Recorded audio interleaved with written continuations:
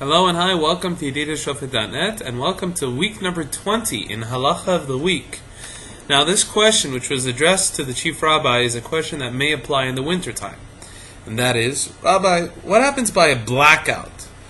Meaning, there's a blackout on Shabbat, and you have all your food on a plata. What is a plata? It's a plate warmer, a hot plate, or a type of item about this big, which you put all your pots, your pans, your dishes in which that contain food, and it keeps it hot over Shabbat without cooking it really.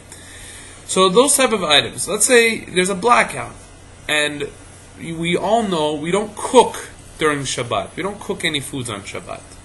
So what is the situation? Can we eat the food on Shabbat? Can we not eat the food on Shabbat? Based on the halacha in which that we do not cook on Shabbat if there's a blackout on Shabbat.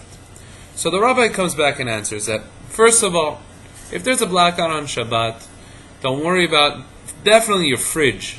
Meaning that if your food's in there and the fridge power goes out and the fridge goes back on, it's no problem. We're talking about only cooking.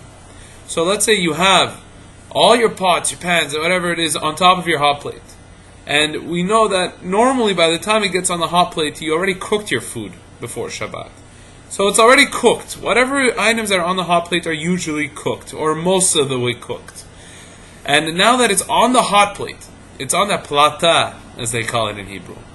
The power goes out, and then most places it goes back on. I'm not talking about where it goes off for a day or two. It's already after Shabbat. I'm talking about where it goes off for, let's say, about like half an hour. So it depends. If the food is still hot, because it's already on a hot plate, normally the elements are still hot.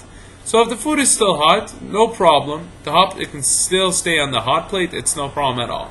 But if it gets all the way cooled down, that means it's cold, and then the hot plate goes back on again, so we usually are more lenient for kids immediately to give them food. However, if there's no food whatsoever on Shabbat, there are those to rely on, in which that you'll be able to have that food on Shabbat, but that's only in a case of certain extremity, which means that you have nothing for Shabbat.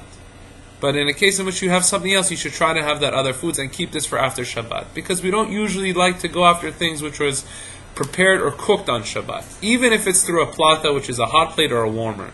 Because even through a hot plate and warmer, you can still have the effect of actually cooking on Shabbat.